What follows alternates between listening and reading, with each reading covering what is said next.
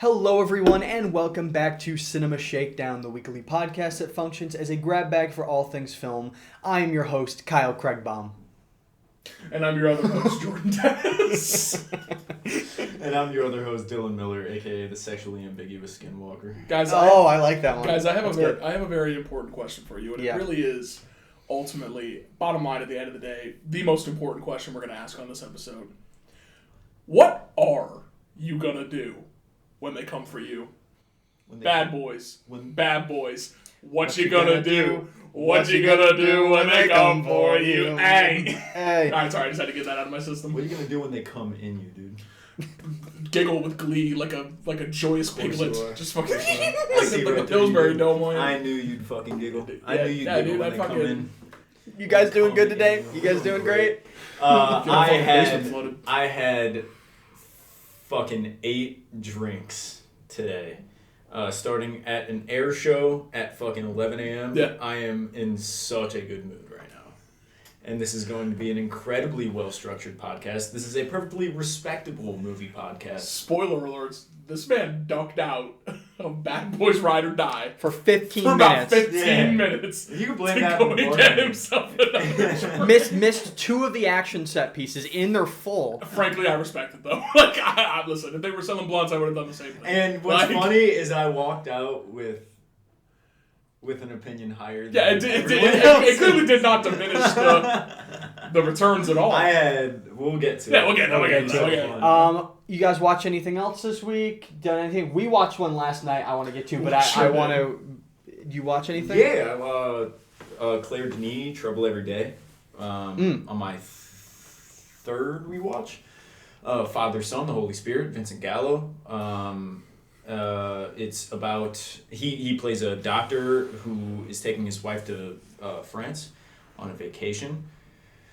He has compulsions in his mind of wanting to potentially bite somebody. Eat somebody is actually the better term I would use. Yeah.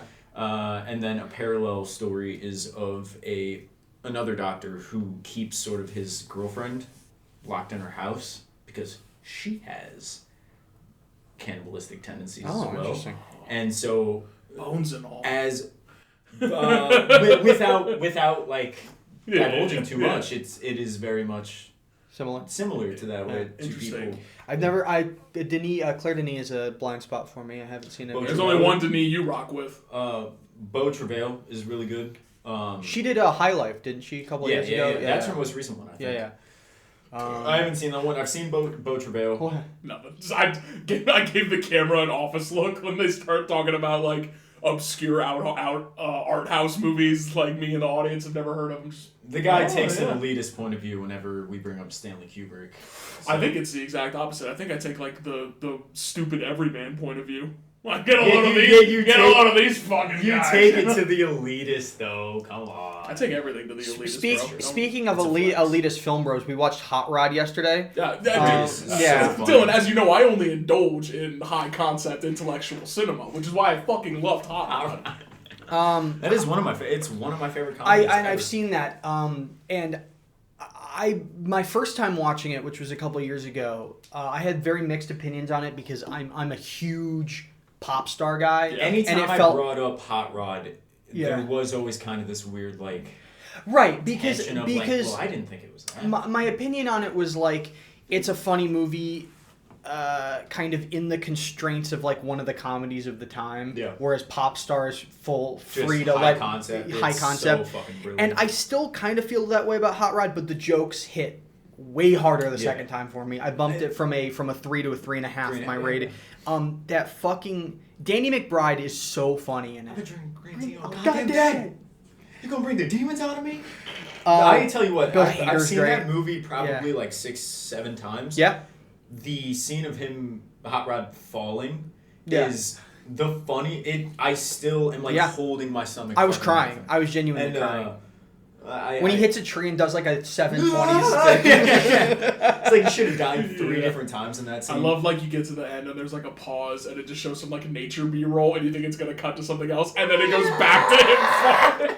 The whole like bring the group together montage and then it turns into like a riot in the streets. Everyone starts singing like is so. We're not gonna live Yeah, they're such funny guys, man. Yeah. They're just Lonely Island's the best. Yeah. I love them. Yeah, they just got the juice. They Shout have out a to really Lonely funny Island. skit that I think is still on YouTube called Punching People, where they're just around New York City. And Yeah. SNL, I think. Yeah, yeah. And they're just around New York City. There's people just like eating tacos and burgers, and they just go up and Yeah. sock them in the fucking face.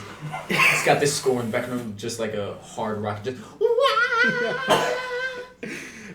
Shockingly, I guess I'd just been hearing about the positive like cult following for Hot Rod for so long that I didn't realize it has such a low Rotten Tomato score. Does it really? It's in the 30s, I think, or low 40s. Yeah, that's which fine. like it doesn't surprise me. It's They don't get stupid as fuck, They but don't like get right, they just don't Yeah, get this it. one's- But like a movie like that, if it had come out today, Correct. Critics are a lot more like thinking. I know this is gonna sound like surface level, but like critics are a lot more like in the moment. They don't really think zeitgeist. Of course They not. well, I think that they movie should. is also very ahead of its time in terms of like internet humor. Yes. Yeah. Like Yeah. you know, Well, the like, Lonely Island were like pioneers. yeah, in like that, so they were in a sense ahead of the curve with that. Yeah. Yeah. Oh yeah, I with agree. all their like SNL digital shorts at Yeah, the time, yeah, like they that were the was first to that do was that. on the cutting edge. A bit where they're saying cool beans back and forth, and then Cool It's like it just turns into a bean, YouTube bean, poop. bean. It's like, a YouTube poop, yeah.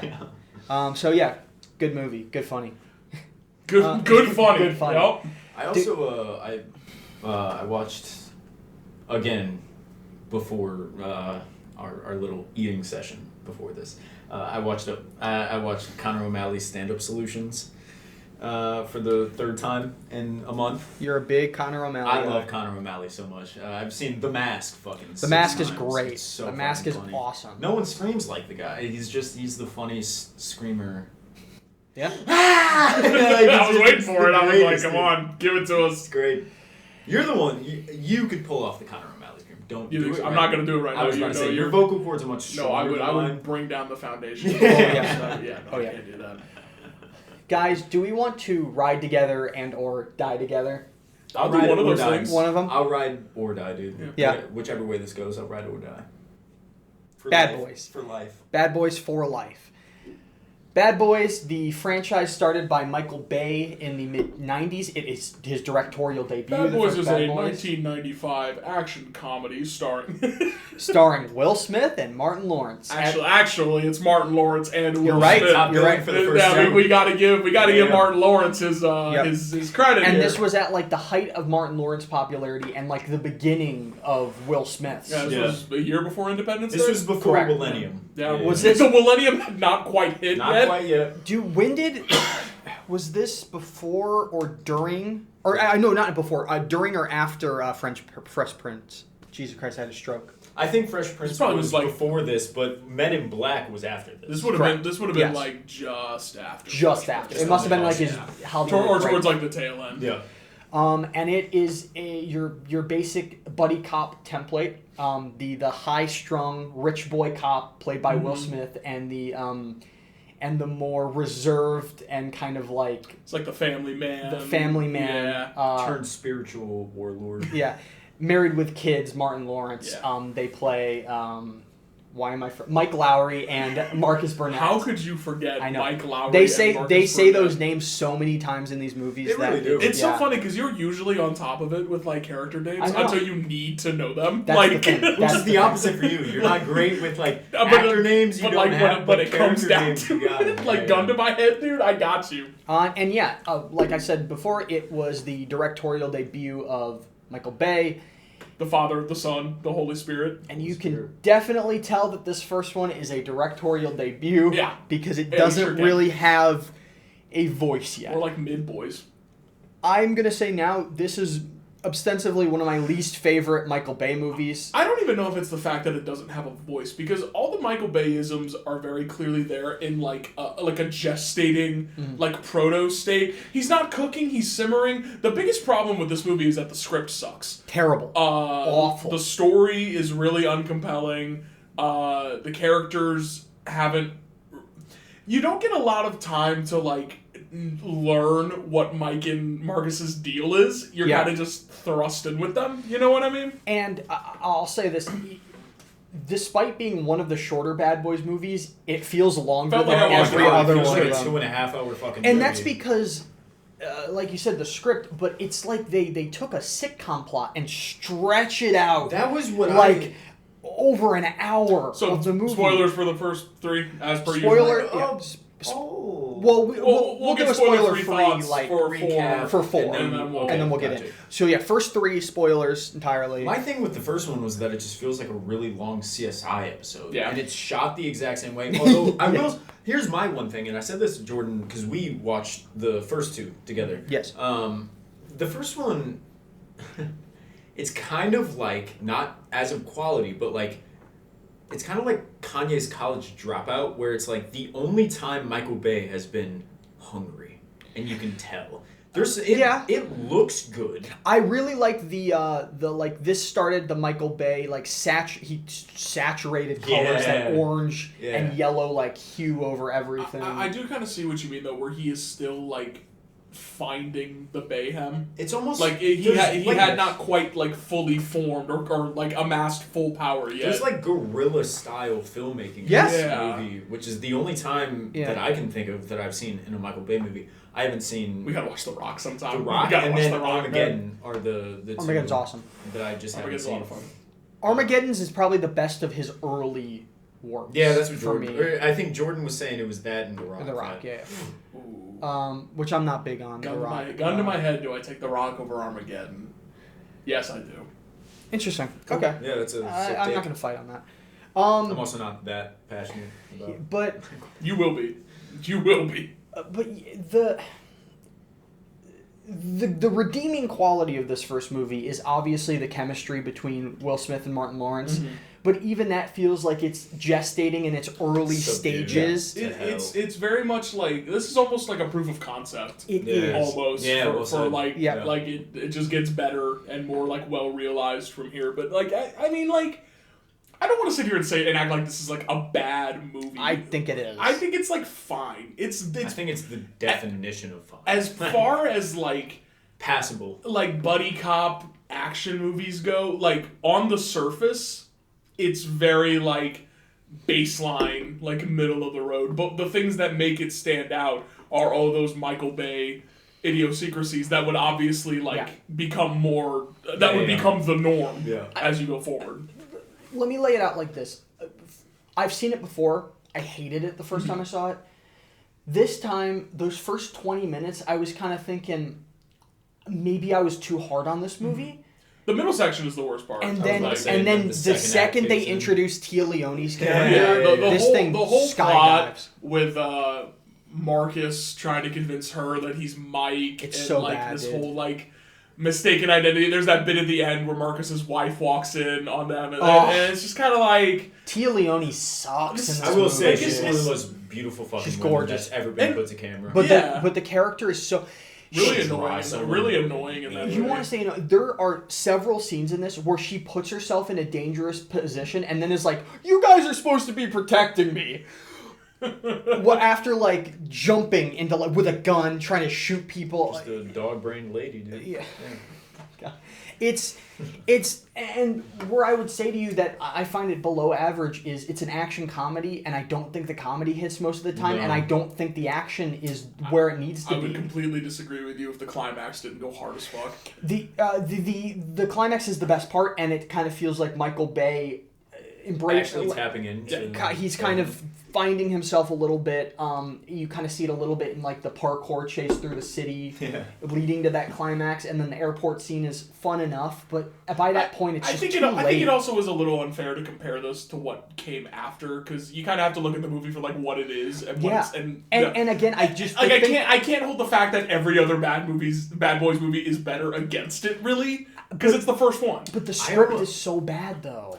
It's removed for sure. But I think like everything besides the script pretty much works. Like I think the action is like well directed. Like you said, the chemistry's on point. The only bad performance really is from Tia Leone. Like again, like I think it's like a profoundly average film. It was like the definition of fine to me. That was my ultimate takeaway. Like it was middle of the road. So fine, so tame, so like very tame. Like just. And, I mean, we'll get to it, but it's like there's just. The chemistry, the humor, the action, it all could have been dialed up. I don't know if it was a budget thing. It's not even a lack of it. Like, it's all there. It's just that it's not quite, like, clicking together as well as it should. Sure. I also think this movie lacks a distinct sense of urgency.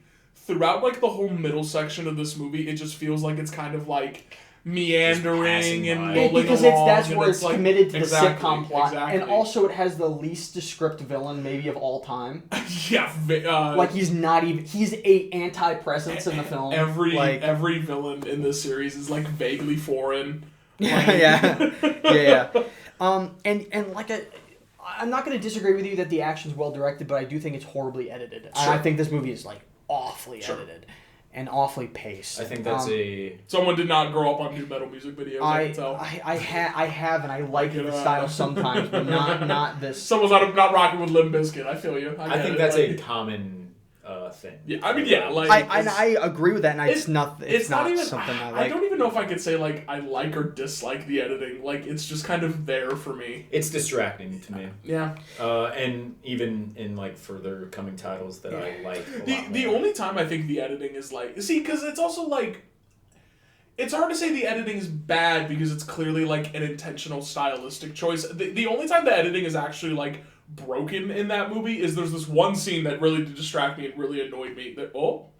There go the lights. A little light. No worries. Ooh, it's getting That's fine. spooky. No worries. There's this one scene toward the beginning where Marcus is waking up in the bed with his wife, and it keeps cutting back to the different perspectives, and she's on like one side of the room in one shot, and he's facing one side, and then it'll cut, and he's like talking to her on like the other side. Didn't of the even room. notice that. It's just jarring. That's the only time to me that the editing is like. See, to me, bad editing is like it's like broken. You know what I mean? Like, it doesn't make sense. Yeah.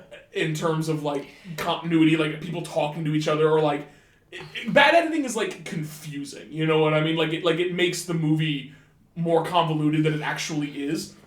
I understand not liking the way the action is edited in this. Is the word. It's very like fast and in your face and like you know what I mean? Like it's very distracting like was the high octane was the word that I do. Yeah. Can I take it a step further though? I'm not even only talking about that jarring style of editing. I'm also talking editing in terms of scene to scene pacing. Yeah, very poorly paced movie. I can say this that. movie more than the others. Sequencing is so all four of these movies have a lot of like improv comedy, right? Mm-hmm. In this one, in particular, it will cut away from a scene to a scene that's just improv, and then it'll cut away. It has no. It doesn't like integrate it. It doesn't integrate it. Even Bad Boys 2, which has some wild improv, it's like always like spun off. But that also something. feels like before they shot it, they like had an idea with what they were gonna do for this one isn't enough of a comedy. It's this one is an action comedy with action underlined, and I think where the other ones really get their sauce and their juice is like leaning into that humor and being like ridiculous and over the top. Yeah. Where this one is so tame. You know, I know I said I shouldn't just compare them to the other ones, but I'm going to. Yeah. Where this one is so tame by comparison that like if you don't have like impressive action, if the action you have to fall back on is average, and it's going to be an average movie, right? You know what I mean? Right. But yeah. There are like two action beats I actually remember. It's like the plane explosion in the climax. Yeah. That's fun. And there's a fight in a club, and Marcus hits someone into like a piston urinal. Smash face, and I liked that beat. Yeah. That was fun. But one more point I want to bring up on the first one, because it's going to factor in when I'm talking about the chaotic second film. Is there's a scene with a Middle Eastern character in a convenience store that shows Bay's embrace of offensive caricatures. I am not going to sit here and say that Michael Bay is a racist. However, his humor likes to get a little racial. His humor is kind of like a middle schooler. Well, it's on Xbox Live. It's also like your dad's humor. You know what I mean? Like it's like the same. Like it's well intentioned, but it's like that low, like it's a low blow. Exactly. Yeah, it's we'll get to juvenile, juvenile in the sense that like man-child. Yeah, juvenile. I agree. So like it works sometimes, and like when he's like.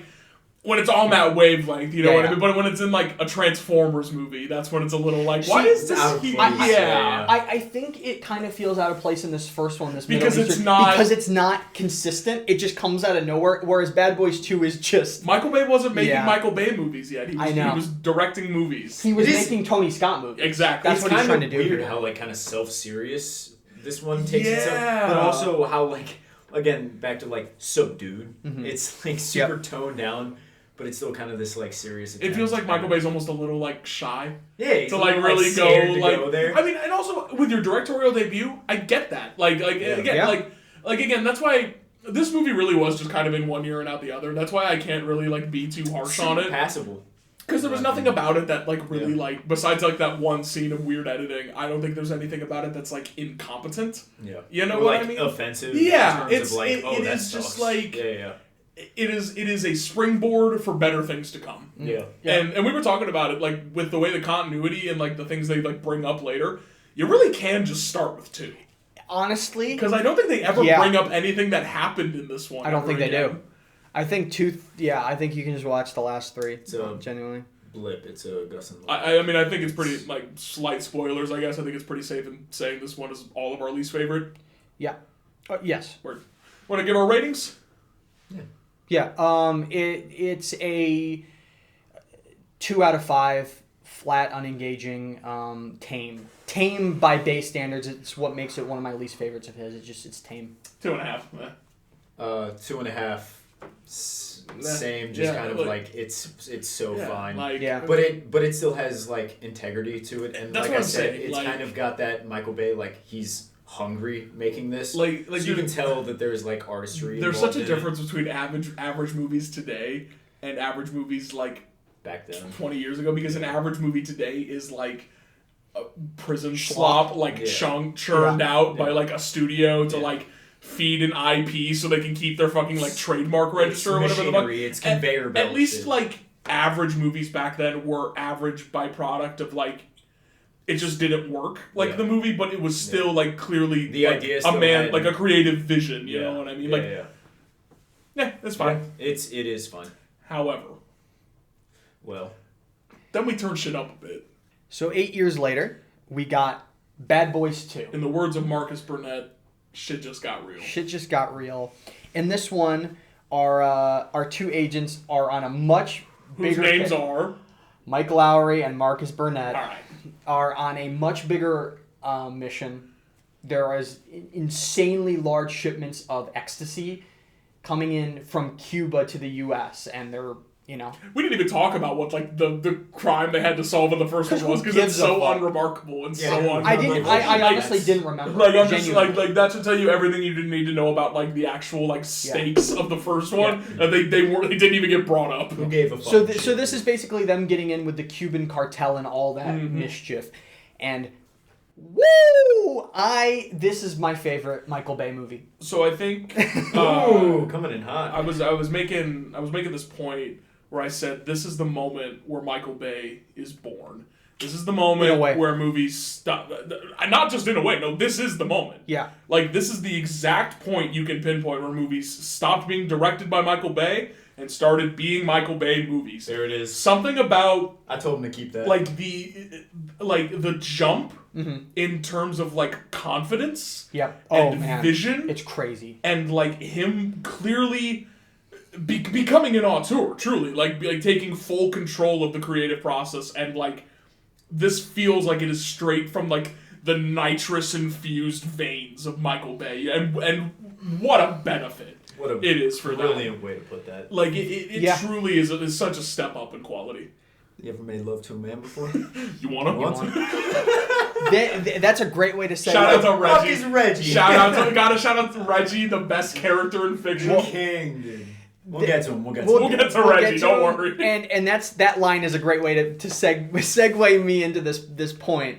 This movie is vulgar, offensive insanity. It's the kind of the peak of Michael Bay's like crass juvenile middle school sense of humor. It's But it so works. it's so I was about to say it works. it yes. works, man. I'm saying all this shit Like all knowing that complimentary, like with peace it's, and love. it's so like graphically violent. It's so I mean, tasteless. I think like a comparison. I mean, we were watching it is like watching this is like listening to like an old Eminem album. Yeah. Like, it's so like a South Park episode. Yeah, South Park, just like that early 2000s, like fuck you, upset because after 9/11, where the whole country had just kind of become like very like strict and like censored and just like you can't say this, you can't whatever. And it's like it's refreshing to have like a mainstream blockbuster who at this point like Will Smith had kind of like it's millennium at this point. The millennium has been in full force. Oh yeah. So it's like kicked into gear. Will Smith has kind of like cultivated this like image as being like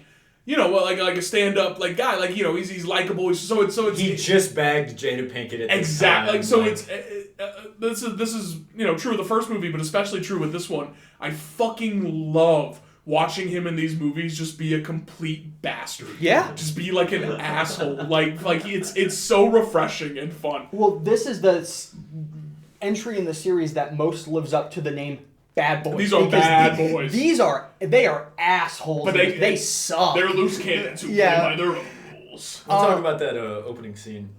Because so keep in mind, like this was kind of similar to like when we talked about Thunderdome. Like this was a childhood classic for me. Yeah.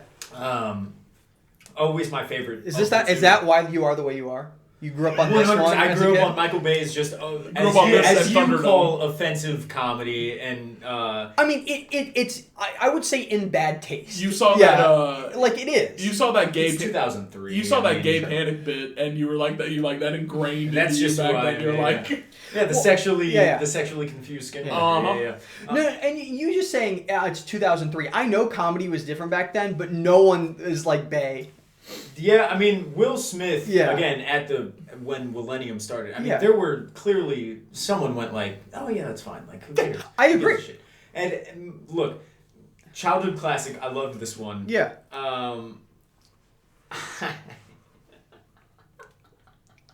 No, dude. God damn it. Yeah. God damn it. Are you thinking of the opening scene? I am thinking of the opening scene, but I forgot that the opening scene. When we were watching the movie, when we turned it on, I went like, yo, you're going to love this opening scene. Yeah. And then like, I forgot the build-up towards it. Yeah. Because there was a little bit of a build-up. There was a little bit of a build. Establishing the operation of the whole thing. Sure. And then they get to this camp. Yeah. And it's I love like the KKK rally. Yeah. So fucking much. It's so the intro shot of Mike where he busts out of the Klan robe with the two pistols in front of a burning crowd. That is like that iconic. That is genuinely like an iconic film image of the century. Like God damn. And then he shoots Marcus through the ass to kill someone. And there is so much in this movie that is just cranked up. It's cranked up to 11, 12, 13, 14.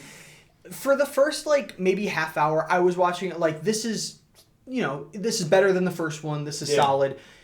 When you get to that fucking highway chase, I was like, this is one of the greatest. The most indicative point of this movie is that the second action beat in this would have been the climax of the first one. The best part of the first one. Like, I genuinely think that is one of the best action scenes of that decade. Yeah. I'd probably go take the clearness with which he's shooting, the actual tangible destruction of this fucking highway and the cars. Some of it is just like so many iconic action images, the boat falling off and just ramming a car, and it's like the escalation. They keep the jokes flowing during it. It's so good. It's kind of crazy how this movie beats the first one by like a good 40 minutes and yet feels infinitely breezier. Yep. So here was my big thing, and I was kind of waiting until this podcast to say it, was like, this is one of the few, it's this and like Boogie Nights that are the only movies that feel like 2.5 hours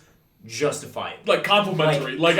They actually feel like there's never a moment as big as they should, where it uncommits to the bit and you kind of like check out. Like it is. Yeah, there is not a single high drag octane. In this movie. No, it is high octane the whole time. No. And like you said, it's just the confidence with which he's approaching this material, and it cements his legacy as the Bayhem.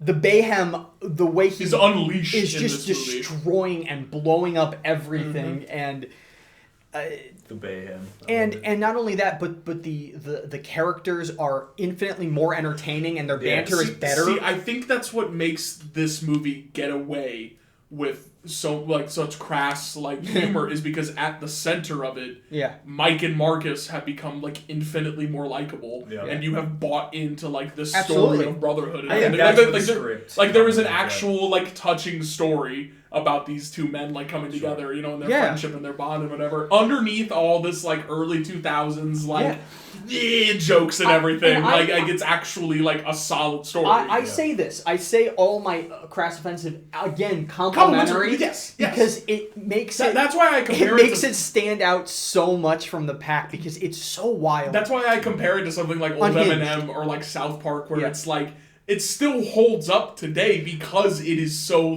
there are even by 2003 standards, it's still very stood out by its time. Yeah, but so. Pronounced. I was just genuinely surprised so many times by how mean this movie is. Yeah.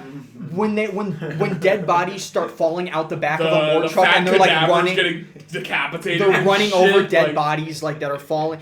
There's a gag. We saw your review on Letterboxd, but we were kind of watching it. We were like, maybe crass, vulgar. I'm not sure. And then it gets to the bit where they're pretending to be inspectors. The rats are shot of two rats fucking each other's brains out. And we were like, okay, you know what? Maybe he was on. It's that. Maybe it is a little fucking vulgar. It's that, and then the whole gay bit. Obviously, it's the whole.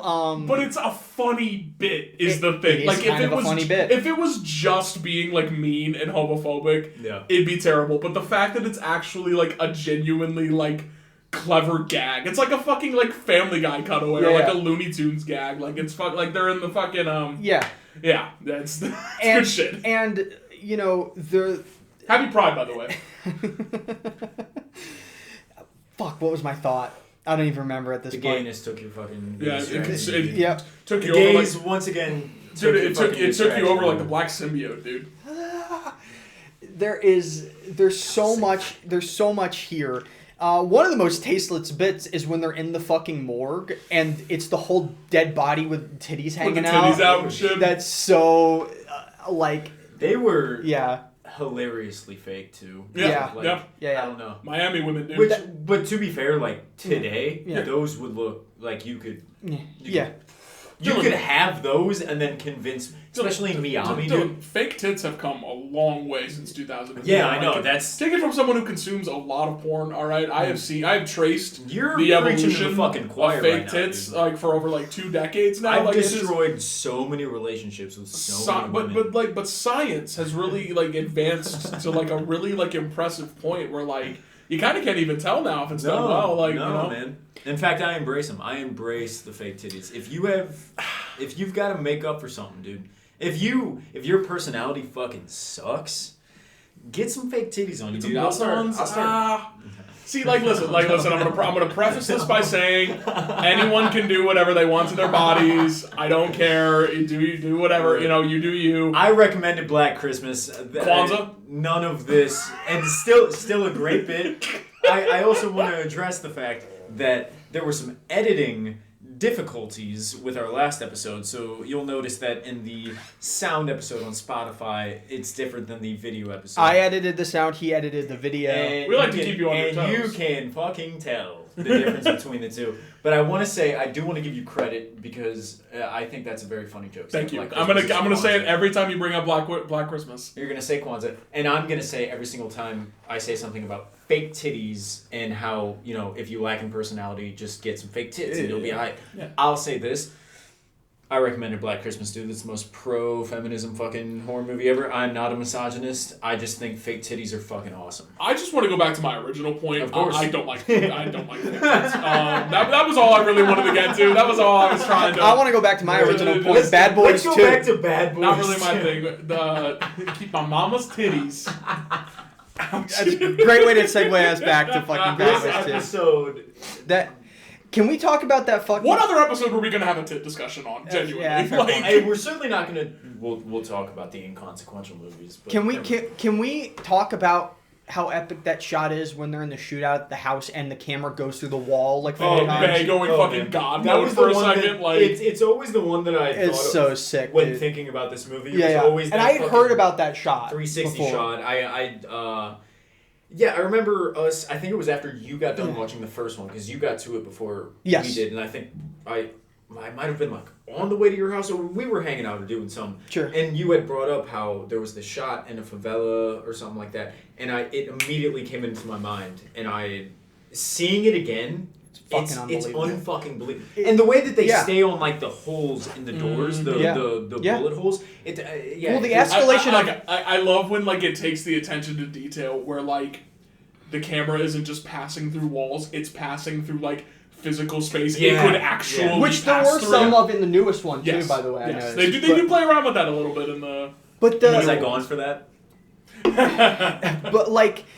That action scene is great because there's like great escalation. They use like mirrors at a point to like start shooting at people. That's awesome. But that's also a super mean scene because then he starts talking to the dead body after it and joking around with. Yeah. I have to point out, he did just get done in a scene earlier, surrounded by a bunch of cadavers about to like retch and throw up, and then he starts like playing and puppeteering people's dead bodies. There are inconsistencies what's up with that? For sure. Yeah. Especially in those early movies with Marcus. I mean, listen, I'll be completely honest. Whatever's good for the bit. In the moment, like, you know, I'm not too pressed about it. The certified fuck yeah of that scene for me was the through the wall. Fucking gunshot into the guy's head. And then I'm pulling up the villain in this movie is hilariously like corny and over the top, but he's way better than the first. He's my favorite villain of the entire. He's fun. I mean, spoilers for my opinion, but like he's my favorite of. See, I actually like the secondary villain played by Peter Stormare. He's fun. Yeah. He's fun too. I didn't mention. I like the animated villain. Sure. Villainy. I didn't mention this in the first one, I forgot to, but Joey Pants as the police captain is such perfect casting. I was gonna ask you. You're watching Sopranos right now. You haven't gotten to Joey Pants. I was also gonna ask what you think about Christopher popping up in the first one. Yeah. That was a pleasant surprise. Well, I was like surprised because when I thought it was just a cameo, and then they brought him back later. I was like, hell yeah. But no, Joey Pants as that character is such good casting as the so nice fucking shoes, Kyle. Thanks, brother. We had a bit of a chicken and the egg discussion when we were watching this. Like, who do we think bit whose flow first, Bill Burr or Joey Pants? Bill Burr. Bill Burr started bit comedy in fucking 1988. I mean, yeah. But I think Joey Pants is older than him. Like, I feel like he's been acting longer. I don't think Bill Burr would have had a career if he was stealing off of somebody. I'm not saying stealing. I'm just saying, like, subconsciously, like something had to have happened here because those two men look and sound the exact same. Watch the Philly set of 1990. It honestly might have been 2000. Watch the Philly set. That's authentic. That's Bill 2000. I don't watch shit from before 2015, dog. Bad Boys 2. It's funny because we're talking about a movie from 2003. Oh man, that's actually, you know what? Yeah. Because in my head I was like, oh, so you're not like investing in comedy? Gotcha. I knew I was better than you. And then you managed to get a 1-up. That's what I love about you. You immediately go to the malicious thought, and that's why you're a killer. That's why you're on my team, dog. But then you're like, no, I was making a joke, and I was like, oh, I didn't even. Holy shit. The extended final set piece in this movie is. By the way. I love you too, man. Do you want like some head or something? Like, I'll fuck you after this. That's fine. I mean, on air. No, the camera's rolling. I'll fuck you in the ass right now. No, yeah, we'll forget. Yeah. The extended final set piece in Bad Boys 2. They blow up a fucking favela, dude. With a yellow Hummer. The Hummer. They destroy, and even before that, the attack on like the compound where they drive like the explosive like RC in there, and then it just like frag mines like 6 dudes. And it's so cool when you go back to like CG everywhere, and he's actually tangibly destroying buildings and fucking blows dropping up like floor. a beautiful Cuban mansion. Yeah. Like, I read this in a trivia. Someone who owned that mansion put an ad out can someone destroy this for a movie? And so and Michael Bay was like, "Say less, King." Like, I got you. It was like an abandoned building, and someone bought it and then put an ad out. Like, can someone destroy this? Destroy the fuck out of it. Imagine putting an ad out specifically to have your building blown up, thinking like, "Oh, nobody's gonna answer this," and then the guy who answers your ad to blow up a building is Michael Bay. The guy that blows it up. That's such a funny concept to just like buy a house and be like, yeah, I kind of want to blow this fucking thing up. Real. Like, I kind of want to. Just for a movie, I just want to blow the shit out of this thing. Like, and then, I hate this house. And that shot, when you talk about the favela scene, that shot where the camera's on the side of the car as it's just barreling through houses. The one that gets me is like the Humvee like coming down the hill as the explosions are like happening like behind it and shit. It's so good. And then the villain's death on the minefield is so funny. It's so funny. I love that they do the bit with the Jesus painting earlier, and then when he dies, he falls back in the crucifixion pose. Yeah. Zack Snyder could never. Zack Snyder fucking wishes he had that kind of Jesus imagery. Wish he could have. Anyway, harsh write-in. We know you're listening. Seems like a cool guy, but he's a hack fucking pig. Who is? Zack Snyder. We saw Rebel Moon. Let's yeah. Someone that's supposed to be at his highest fucking. You're right. More like Hack Snyder. Am I right? There we go. Do we have anything else to say? The Reggie scene. The Reggie scene. We gotta mention the Reggie. Thank you for bringing that up. It is the funniest scene in the movie. movie. So funny. Reggie is by far the funniest side character. Another thing I appreciate about this movie is there's like a continuity, but it's not like forced. Whenever like another character from a previous movie pops up later, I'm not like, oh, this is like egregious. I'm like, oh, this is kind of nice that there's like. We're gonna get to that because the theater agrees with us. Yeah, 100%. That scene is so funny and also illustrates. Who the fuck is Reggie? How old are you? 15? You at least 30. You look 30. It's one of those scenes that I actually think perfectly illustrates what stands Michael Bay apart, because it starts out so funny and then escalates so far into like mean-spirited, where he pulls out a gun on this 15-year-old kid. Move, bitch! Get out the way! Genuinely don't think that a studio would allow that scene these days. Rolls up with like the 40 and fucking like the tank top. It is so funny, dude. You ever made love to a man? Do you want to? Do you want to? Me and Jordan like. It does like a hard cut away to the next thing right after that line. So you're kind of like, whoa, what? No, dude. Back to like the last episode. I already forgot what we were talking about the last episode. But, Slashers. I'd hit your cart a little bit. Yeah, of course. Again, don't smoke weed too much, and just like it was this perfect storm of just like, it's like, you want to? And me and Jordan just fucking dying. This rip goes out to the bad boys. Cheers. Yeah, brother. there are so many great set pieces, great scenes, so mean, so weird. This is like the peak of Michael Bay for me. It's every good and bad aspect of like what he brings to the table all in one like disgusting amalgamation. I loved it. I think if it wasn't for Transformers, I would have 100% call this like his masterpiece.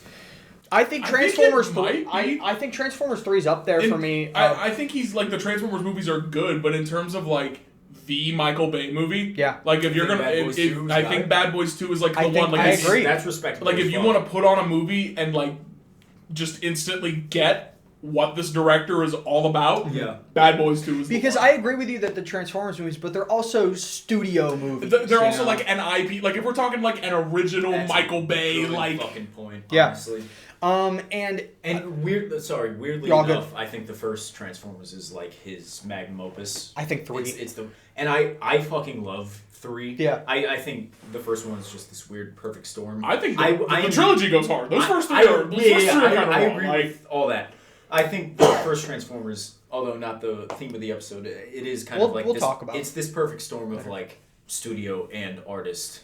Yeah. You know Agreed. what? You know what? Here's my take is revisiting these Bad Boys movies, it has made me realize, like, Michael Bay is not just a meme. The guy is, kind of has the juice. An artist. Whenever he was making on tour, I don't know. There's a debate there. There is a debate to be had. there, and I'll hear He's it. certainly part of the vulgar autism movement. Artist. Yeah. 1 million. Yeah. He well, because he made Transformers movies that were like completely disrespectful to the lore or whatever. Because he doesn't give a fuck, and so a bunch of nerds on the internet got mad for like 10 years and called him a hack and a bad director. It's the same exact thing that happened to Shyamalan after the last. Listen, like the culture just kind of like shifted against these guys because they pissed off a bunch of nerds because they fucked with their nerd shit. Talking about the guy that made Lady in a Water versus the guy that made Transformers. But like, you know what I mean? Listen, and there are genuine reasons to critique base style of filmmaking. Yeah, but nobody actually critiques them for those reasons. There's a good reason to critique Shyamalan's storytelling.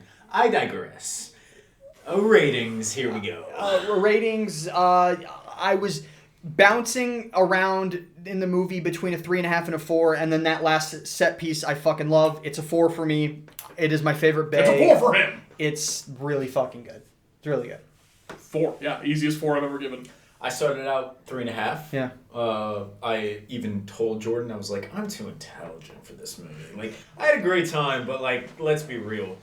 And then I like woke up the next morning. I was like, I was like stranded, hungover, just in a fucking desert. You clearly were not in a correct state of mind. And I was like, that was such a good fucking time. That was like a liberation of my childhood.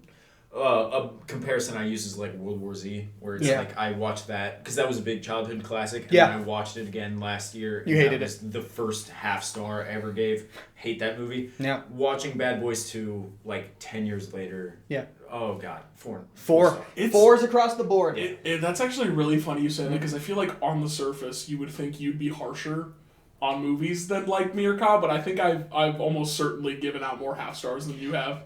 Yeah. No, I think you guys. But I feel like maybe I've also watched more net garbage. On average, we have. Both of us have. You've had Letterboxd longer than I have.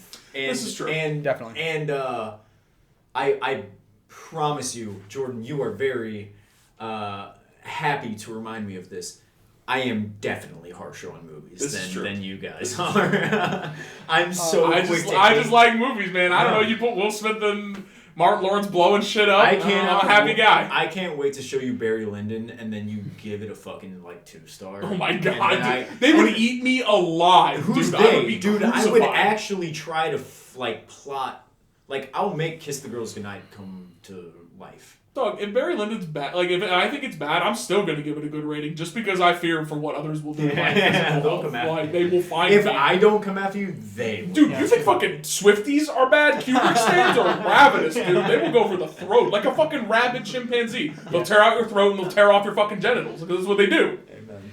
So 4 stars. My final thought on this one is, if you guys like Bad Boys 2 this much, I highly recommend Pain and Gain, because that is very tonally. We were talking about that. Synchronous with this. Out. It's like another one where it's like, yeah, this guy is mean. Yeah, this guy sure is mean. I heard Mark Wahlberg post Boogie Nights Departed is actually and The Rock as well. The Rock, it might be The Rock's best performance. I don't.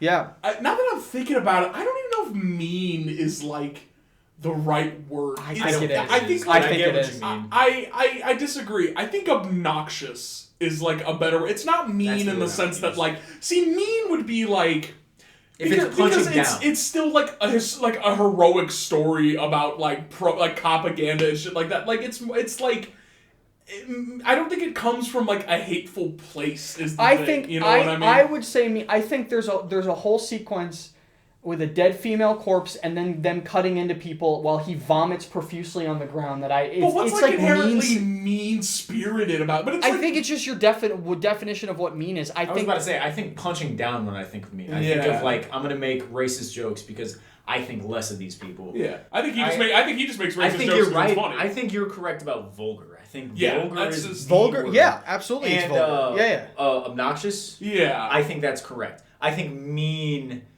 And the movie didn't make me feel bad enough about myself watching it. That's not what I'm saying. That's not what I mean when mean. I'm saying it's got a mean streak to it. It's so chaotic. Edge. It's so chaotic.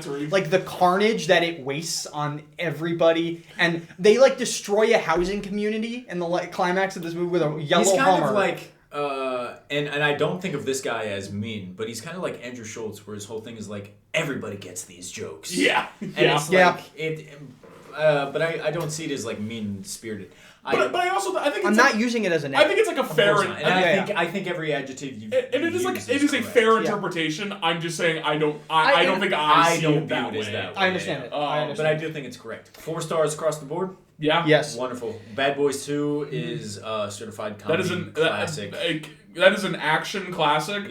Of this millennium. Yep. The millennium. The millennium, baby. So 17 years later, we get Bad Boys for Life. The franchise was put on ice for 17 years. I'm sorry, I have to get this point out of the way. It's so annoying, so stupid that this one is not called Ride or Die, and the one we just watched isn't called For Life. For Life. Yeah, like everyone will agree. Listen, I'm no Hollywood executive, but like I feel like that's an obvious one. Everyone will agree with you on that. And this movie came out right before the world ended. At the beginning of 2020. Still to this day, the highest grossing movie. It came out in January of 2020. Wow. So that was all people had. Yeah. Yeah? Yeah, when we went in to go see the new one, I said to these guys, I was just like, I can't believe that Bad Boys for Life made $420 million fucking dollars. Laugh all you want. That is insane. Yeah. Oh, yeah. That's crazy. I mean, after the packed house we just came out of, it seems much less insane to me that I'm like because that dude earlier this week when so spoiler by the way, like I thought the Bad Boys series was a joke of a theme to use as an episode. I went, who the fuck cares about these movies? Bro, I've seen the light. I was so misunderstood. Yeah. Like this almost every screening tonight was near sold out. And before we saw the new one, I would say a lot of that is goodwill from 2 that has like held over momentum from that. And like Michael Bay, like we're neglecting a certain community that is not involved in this podcast at all. We also have to remember Michael Bay, even when he's putting garbage out, still routinely makes like Transformers Extinction made like $1 billion at the box office. Like you know what I mean? Like dude, like people go to see Michael Bay movies. I don't know how much they did not see Ambulance, but that's and this movie, you're all wrong. Bad Boys for Life was directed by 2 guys, Adil El Arbi and Bilal Fallah. Mm-hmm. And their names. I don't know why you looked at me and I not like oh yes, as the resident Middle Eastern person. I didn't in the look podcast. I guess you pronounced those names correctly. I know how to say them. You looked at me, dude. I would have given you the. I actually am 6% Middle Eastern. I did a fucking. Don't do that. No. I did Beaver's a fucking. Got a fucking native tattoo, and everyone. I'm sorry. Can I talk? I'll let you talk. Can I talk? But I'll happily interrupt. I'll happily interrupt. Dylan, can I talk? I'll happily interrupt. Dylan, you can talk. So I took a 23andMe test. I'll right? happily. Dylan, you're good. Do your thing. You're fine. You're fine. Dylan, go on about how you're not white. Dylan, can I talk? Dylan, you're right. Dylan, you're right. So yeah, I took a 23andMe test, and it turns out I'm like 6.3% Middle Eastern. He's not fully white, guys. So I feel more than qualified, 100%, to speak on behalf of the Middle Eastern people. So these 2 directors, I watched Ishtar. They got. That's what I'm saying. I'm the guy. I played Call of Duty Modern Warfare. These 2 guys, their name was out there recently because they made the big ups to these guys. They made the Batgirl movie that no longer exists because it got canceled as a tax write-off. It got wiped off the slate by. And I it's a bummer. There's no chance it's that bad. No, but it's not even like the fact that they canceled a finished movie. Like the movie was done and shot. It's pissed me so much that Acme movie got canceled. I'm so pissed. Can we just Coyote versus Acme? It was going to be like a live action animated Who Framed Roger Rabbit. It was about like the coyote from the Looney Tunes. John Cena was in it and everything, man. Yeah. Can we get a quick fuck you to David Zaslav from the Cinema Shakedown Everybody studio? hates that fucking guy. No one likes David Zaslav except for the sheep working for him at HBO. Like even though you have a great streaming service, even though you fucking changed the name to something that is unrecognizable. Yeah, you want to go watch HBO has been a thing for decades that has been known as this fucking. It's like the change from Twitter, like from Twitter to X. Let's take our instantly recognizable brand name and change it to like a dog's name. Yeah, right. For the fuck of it. Like literally, what was the intention? What was the intention with that fucking? I think shit? To like make it because they're trying to make it his own thing, expand beyond past it's the literally HBO brand. It's literally colonizing, but for streaming services. Yeah. I'm tired of this shit, dude. Give the natives their land back. I agree. Unbelievable. Fuck it. Yeah, David, you hear it? You have 30 days. Fucking colonists. Give them the land back. Give us HBO. So in Bad Boys for Life... They do not give the Native Americans their land back. They don't. But Mike Lowry does get shot and put in critical condition. This is absolutely true. And this one's kind of structured a little bit like a revenge film. Yeah. With him kind of like... there's a bunch of people getting assassinated, like attorneys and like Mike before... The events of the first couple movies like put someone away. Yeah, and now they're coming back for revenge. Yeah. And so he's kind of working his way up to them, going for information and looking for revenge after they put him in a like critical condition. Yeah. And it's okay. I think it's okay. This movie? This is the most mediocre fucking. Do you think it's worse than the first one? Yeah. Really? Yeah. No. This is certainly. This is better. I like this more. There's merit in the first one. That's what I kept getting at in our first talking point. Was the first one? Michael and I understand. Michael Bay was not the director. I understand that. Yeah. Michael Bay, his hunger and his integrity was still in the first one. Well, he was the director for the third one. Oh, I thought you might. Sorry, you were talking about the first one. I see what you mean. No, I'm comparing. Yeah. So. Knowing Michael Bay wasn't the director for the third one, yeah. The first one had integrity, it had merit. There is like a level of like this guy's trying to make a statement. The third one feels like a revival, but and when we were watching the fourth one today, I kept sort of holding myself back from using the term modernisms. Mm-hmm. The third one, I don't know if it was a recipe of its time. Especially since it didn't come out. It certainly wasn't filmed during like when COVID was about to hit. Right. It came out before COVID was about to hit. Yeah.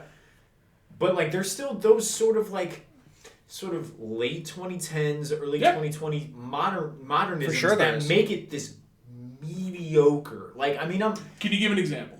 Just so we're on the same page. The chemistry. I thought the chemistry was super, which is we've kind of gotten at. Through the last two, it's like the chemistry has kind of been this thing that like holds it together. Yeah. And what made 2 so great, in my opinion, aside from it being this confident action piece, was like their chemistry was so much more pronounced. Yeah. One thing I kept bringing up, and I guess I probably should have brought this up with the second one, was like it's if you took everything about the first one and just added a fucking punch to it. Yeah. In fact, made that punch have a fucking. It's like in the first movie, did a snort of coke. Exactly. Yeah. And you said that, and I that's spot on. That's spot fucking on. Whoa! The third one is almost kind of like doing another version of. And not in the story, but like in presentation, it's like the first one. It's like it's like another reestablishment of a series, but that we've already known. Which I get on the one hand because it's been like 20 years. I understand the concept of it for sure, but we're back to the whole like tamed down I mean the first fucking hour of this movie is like a lull. Yeah. It's completely inoffensive. This movie does nothing for me. I do completely on all fronts. I do completely disagree with you about the chemistry, though. I do too. I don't think Will Smith or Martin Lawrence lost a step. I think Martin Lawrence. Maybe it's like a script. I think Martin Lawrence is so funny. I agree with you. I think I'll add on to that. I think it's accepting that these guys are a little older, and so the humor is going to be a little more like boomer kind of like grandpa humor. Is that where the modernism come in? Well, because it's a lot of like this new generation, like they got their fancy drones and everything. Yes. Like I don't think it's out of touch. It just was so ineffective for me. The whole and I'm talking. It's like about window dressing. Like it's there. Almost to like check a box or like out of obligation. Like that's a great. You know what I mean? Like every blockbuster, especially if you're gonna have one that's like, oh, these old dogs are like coming back into the field. You know, which I think is an interesting concept, which we'll get to because they certainly fucking Mm-hmm. They go there eventually. But I think for the third one, for me, that's a great way to put it. It felt like a pitch of, okay, third Bad Boys movie. They're getting older. They're coming to terms with mortality. Yeah. So the humor's gonna be older, but that was the checkbox. Yeah. They don't really go. They don't like do. Yeah. It's a anything. strangely emotionally coherent, tasteful film. Which is surprising I for the Bad guess, Boys movies, yeah. which is not what I come to Bad Boys movies for, by the way. And, like, no, and let me bounce off this. No, go. Because I agree with Jordan. I love the chemistry in this movie. I think that, again, I don't think they've lost. like a they step. are a highlight. I Like think every they time, are great. like I will say this about all of them, even the ones I don't like the first one. When it's those two just like bullshitting and interacting on screen, like I'm never gonna say that's bad because those two are just so naturally They're the charismatic. core of the I whole mean, there was a thing, reason they are the two leads, Yeah, but like I'm saying, like even scenes where they're just like bullshitting in the car and like nothing's happening, or they're just, you know, like just I don't know, like there's definitely like a connection there. Right. There's a spark between those two. I'm glad it kept the R rating because there are some violent stuff in this movie. Of course, Which- They do well. It's They- so they interesting go that it is the exact same formula as the first two, whereas this is like a solid like springboard to kind of like get you back in, Yeah. like hey, Yeah. you know, this we're gonna get you reacquainted, and then the next one is like turning it all up to 11. Does that go back to the? I'm saying it's reestablishment point that I was saying. it's like it's like establishment, reestablishment, crank it up for the next ones. Yeah. You know what I mean? Okay. I'll tell you my issue because yes, I like the chemistry. Yeah, I like some of the ideas present. I like that the villain actually has more of a presence and like he's Has like, an actual doing like stuff. connection There are to our stakes heroes. with this one. Like sure. DJ Khaled. DJ Khaled. Funny love cameo. DJ Khaled. I don't. Charles Melton. I knew you'd be excited for that. Oh, we didn't even mention Dan Marino in Bad Boys too. Yeah. Like, There's so Sorry. much to these. There you go. I don't. This movie looks like a Netflix original action Yes, movie. agreed. yes, Agreed. the biggest issue with this movie is you take out Will Smith and Martin Lawrence, Yeah. and it's just kind of generic.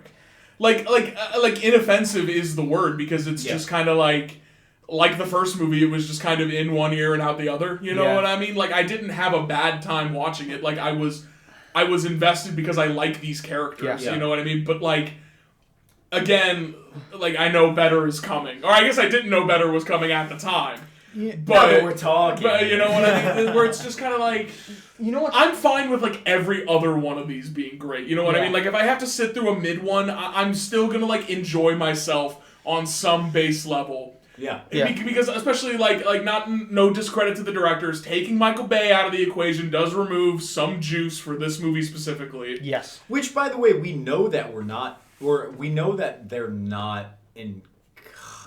We know they're not bad directors now. That is Correct. And that is like another thing I can say about this. Again, like to me, like to call a movie bad is to call it incompetent. You know what I mean? Like if a movie just didn't work for me, Incoherent. but it's nonsense. but it's still like its coherence and like it is like well made in the sense that it's like quotient. You know what I mean? Like Just didn't do anything. It just for didn't you. like really elicit like a huge emotional response out of me. same. I think I do agree with you. It's a big disconnect for me is the turn towards a little more like digital action set pieces. There's the whole bit with the CG helicopter in the end. Yeah. You know Michael would have dropped a real fucking would've dropped helicopter. that real He would have shit dropped in a there. fucking Apache helicopter into that goddamn building. I was actually to point this out because you had said that the first hour was kind of a lull for you.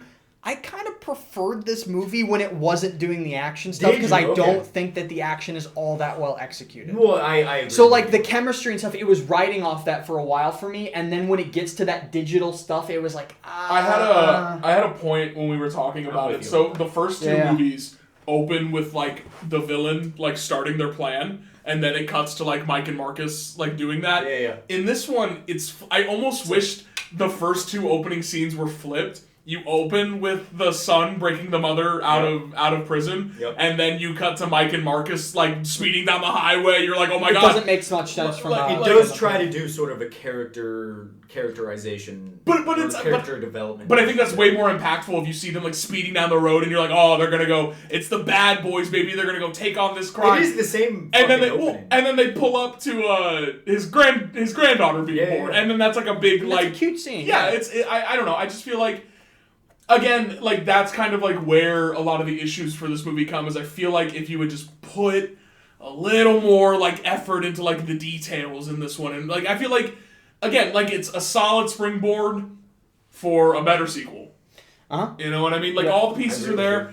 All the pieces are there. It checks all the boxes. It just doesn't, it never is anything spectacular. I agree with you. And so it's just kind of average. But like, on the better side of that, like, right in the middle, where the line is, like, Bad Boys 1 is on, like, the bad side of average.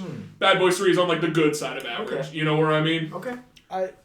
I hate, this is such a me problem, but I hate CG fire. I hate it so much. Oh, dude, at the end. And in that climax, when he's, like, next to it, it looks horrible. Egregious. Yeah, another me problem, it always bothers me in movies, and it's a silly thing. It doesn't actually affect anything, but the villain, like, posts the video of Will Smith getting shot. It's got 10,000 downloads, and then it gets like 2,000 views in 0.4 seconds, and that bothers me. It's so stupid. Well, listen, we've never had anything go viral before, so we don't really understand how that works. But I'll save that talking point for the next one. All right. I want you to hold me to that though.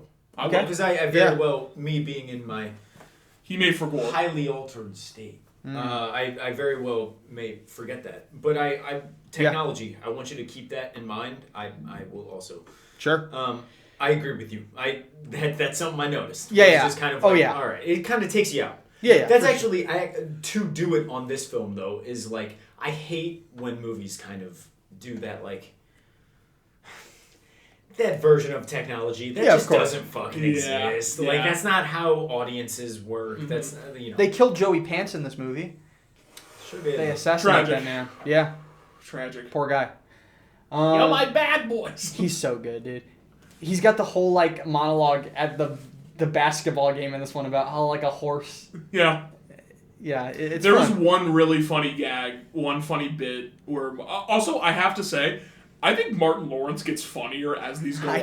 I agree. I think his character, while the dynamic is really good in Bad Boys 2, I think his character almost works better the older he gets. The more he's like he kind of because Martin Lawrence, he's still kind of like a cool guy like back in the day. Like in these like you buy him more as kind of like the schlubby everyman. I've got a mean take. Yeah. Yeah. You're gonna call Martin Lawrence fat. I like Martin. Yep. I like Martin Lawrence more than I like Will Smith in this series. I don't know. I don't hate that take. I don't know if I like Martin Lawrence more than I like Will Smith. I don't know if I like either more than the other. Like they're such a good like duo that they play off of each other so well. There is a certain character trait that Martin Lawrence carries throughout the series. Yeah. Specifically his spirituality. Yeah. And how that to me is not only funny every single fucking time. Yep. And they only prove that with every movie, which I will say. They somehow managed to expand upon that running gag every time. Because they just kind of keep making the character sillier, that's a good thing to me. The third one I will give credit is like where I went there where I was like, no, Martin Lawrence is my favorite part of this series. The gag I was talking about, though, is when they're just having a discussion going after the main villain's, main lackey, and he talks about how he, coached him in D1 basketball, and he called him a dickhead. He's like, yeah, this guy's an athlete. And then when they finally get up to him, he starts, parkouring off the fucking thing, and they're like, damn.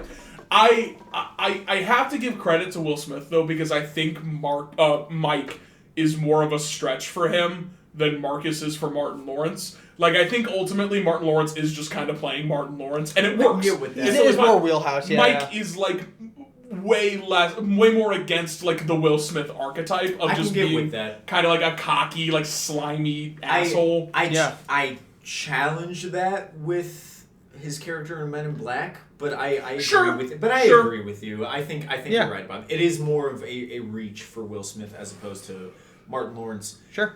using. It's almost like Bill and Ted. Like they're two sides, they're two halves of like the same character almost. You know what I mean? Like Oh my god! like they don't really. Like, Bad Boys is the Black Bill and Ted, dude. Let's fucking go. We've cracked the case. Let's fucking go. But it's like any scene where it's just one of them immediately becomes less compelling. I agree. Agree. You know what I agree mean? with you. Like, like the chemistry No, I of agree those two leads is entirely what it is. The house that the bricks that this house was built with. I'm so stoked to get into the next one. You guys want to do Ratings. This is a flat 2.5 for me. Same. Yeah. I could probably give this to a 3. 3 actually. Yeah. Yeah. 3, 2.5 kind of. It's It just- sits on that fence. I got a 2.5 for Okay. this one, and It just doesn't move the needle. and either way. I know you were doing the Bad Boys 1 comparison. My thing is Bad Boys 1 was like felt like it was trying something. No, it's fair. Whereas the third one, this one feels like More of the same. a legitimate nothing movie. I'm never gonna think about this movie again. Yeah. Especially in comparison. That brings us to today, where we went and saw the newest Bad Boys Ride or Die. Which we just got back 2 from. hours removed Yeah. from, if that. Yep. And in this one, we're starting with a spoiler-free section. In this one, what the fuck? Mike Lowry. Oh my Jesus God. fucking Christ. I'm having strokes multiple times. And what's Martin Lawrence's name? Marcus Burnett. Yeah, I didn't remember that. Mike Lowry. You guys are racist. Is what I'm hearing. That's exactly what it is. He's- Yeah, it's not he's prejudice. got- I'm glad you own it at least. No. Mike Lowry's gotten married. He's finally growing up a little bit, getting mature. Even though he's 50. Yeah, it's Yeah. finally growing up. But they're thrust back into the swing of things when their their deceased former captain is basically comes under fire as a force of corruption in the police force, and so they set out to Clear his name and maintain his legacy. And yeah, it's more Bad Boys, but like Bad Boys 2, this takes everything that was like good conceptually about that third film, ramps it up. Nailed it. They nail it. Because They nail it. This was my whole thing watching it while it was happening. Even when I went on my drink run for 15 minutes. Look, Yep. You missed 2 cool action the whole scenes, time- which really sucked. I didn't miss the spoiler free. Never mind. Yeah. So, my whole thing, I'm talking within the first 15 fucking minutes of this. It's Bad Boys 1. Okay, that's a cool formula. Oh, you got Michael Bay doing his little. He's hungry. He's got integrity. He's doing his thing, but he's not there yet. Yeah. Bad Boys 2. Oh my God, he just Michael Bay dialed it up to a fucking 11. Mhm. Bad Boys 3. The duo. My God, a nothing movie. Yeah. Just and I'm never Safe. It's safe. Reestablishing. It's reestablishing. It's never gonna do anything that's actually going to like. I'm never gonna think about that movie again. Bad Boys Ride or Die takes everything from For Life Yeah. and just fucking dials it. It up. has the hunger. Oh my God. The hunger's here. Oh my God. It has the Dude, juice. The way that this movie is shot. It's so edited, much better. It's so just- much better. and it's not, dude, it's not even like a... Yeah. Like, if this was put... You know, that's a bad example. I was going to use, like, John Wick. No, look, if the camera work in this movie was used... It does kind of turn into John Wick for one scene. Dude, if but, John Wick used the camera work in this movie, that'd be the best John Wick. Sorry. At least one of the best John Wicks. Chad seconds. Stahelski should make the next Bad Boys. I'd watch that. What am I getting at? Look, there's just more effort. Way more. There's just more heart put in this fucking movie. Yeah. Well, I almost wonder if it's like, if like the tameness of For Life was like studio mandated to like, because this was like That's the bringing reestablishment. people. Well, again, is Bad Boys for Life their directorial debut? Yes. Besides, like, I think They it was. did. like- They created Miss Marvel, the TV show. I see. That's what they were big for before. like produced basically. Well, they directed several episodes. Oh, they direct. Okay. Yeah. That was one of their Created, I first. get it. Yeah, that was one of their first things. Okay. That's but cute. It's a cute show. but there's a passion here. where that was not in the third one, and that like it seems like now like so I think you nailed it. It seems like maybe like because they were so like unproven, they were maybe like not trusted to like go in the same way like I'm sure Michael Bay wasn't, you know, with the first Bad Boy. Yeah, I think now that they've kind of like proven themselves and now that they made $420 million, and they also got their Batgirl movie canceled. I'm assuming the studio was just kind of like, you know what, go nuts. Like, hey, like rolled that blank check and was just like, make a crazy one. Okay, let's do a silly one now. Crazy one they fucking made. Yeah.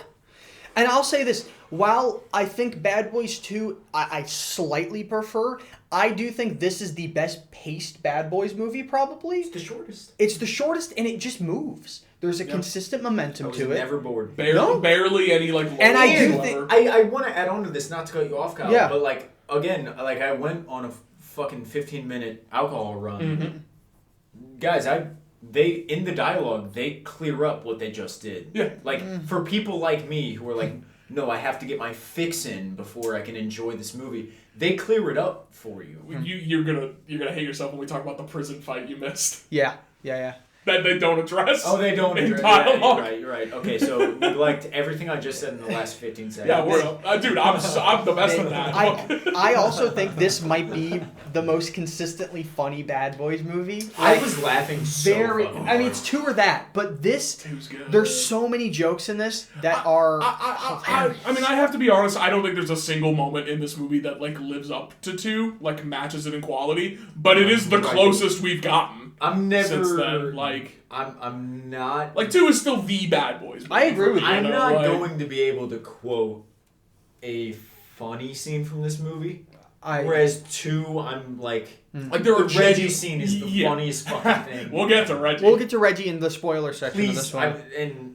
He's in 3 too, but he doesn't really do much. He's just a background character. Let me I'll subvert this podcast. Ooh. Let me start with the negative. Okay, yeah. Okay, all right. Get us out of the way. Technology. It's a common trope for me that I hate. Mm-hmm. The hacker trope. Sure. The hacker. The non-binary person with the shaved head, lady.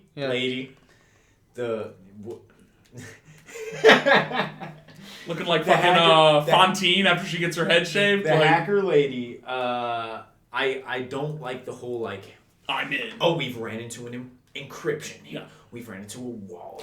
Guys, I'm working on it. To be honest, and we're in. Here's the thing. I feel like I would be more mad about that if I actually knew how to hack. The fact that I'm as ignorant as the filmmakers probably are, so they're just sticking a bunch of like jargon. It's a bunch of keyframes. Exactly, it's a bunch of gibberish in there. I'm like, I don't know, man. That might be right. Like the epitome of that. But it's generic. Like there's so much of it. Well, it's also when like you have a phone.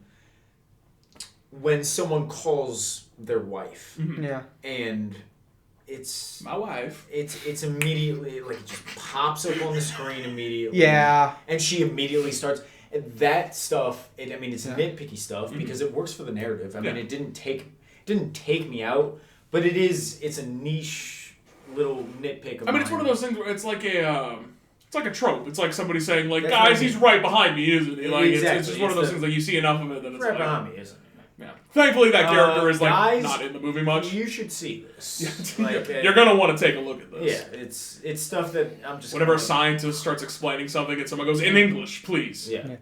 I roller stuff. I'll say I'll get my negative out of the way. I just think that while I do think it's the funniest one, sometimes it goes a bit too far into improv-y stuff a few times for me. What scene? Because I think I agree with you, but I think it worked for me. So what scene? I'm not even thinking of a specific scene when I say that. Just an overall thing. Yeah. Sometimes it's the feel of the humor. There's a very like outlandish, like almost surreal approach to some of the humor in this movie. You know who I think is the main culprit in that? What? Is Martin Lawrence actually.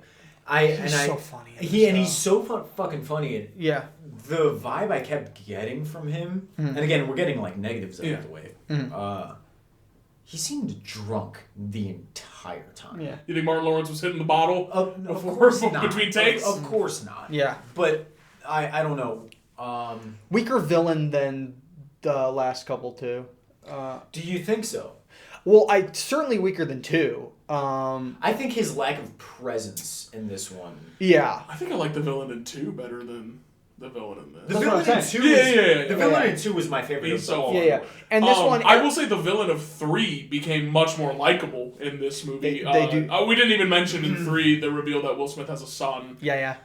His beautiful mixed race I think the Latino better son. time to have mentioned it would have been. I mean, he becomes much more like he is the one in 3 who's like taking going out on all these. There are genuinely some pretty good character stuff in this movie, and it surprised me. I think it also comes down to all of these movies are kind of about Mike.